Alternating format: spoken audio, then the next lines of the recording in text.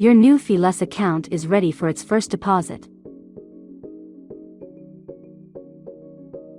Tap Add Money at the top of the dashboard to start funding your account.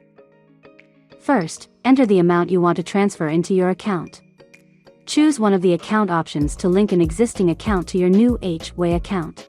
If you select a debit or credit card, tap on Apple Pay, and you're ready to add funds. To link an existing bank app to your new h.way account, securely connect with Plaid by using the credentials from the bank app you selected without having to copy an account and routing number. How does it work? First, continue to accept Plaid's help connecting your current bank account. Then look up your bank in the search bar.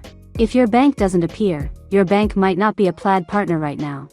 If you successfully found your bank, sign into your bank account with the same credentials used for the bank app you selected, not for the new h.way account. Once you link an existing account to h.way, transfer money anytime, anyplace. Confirm a one-time money transfer or schedule automatic transfers that work for you. Now you can use your virtual card on digital purchases and order your physical card in the mail.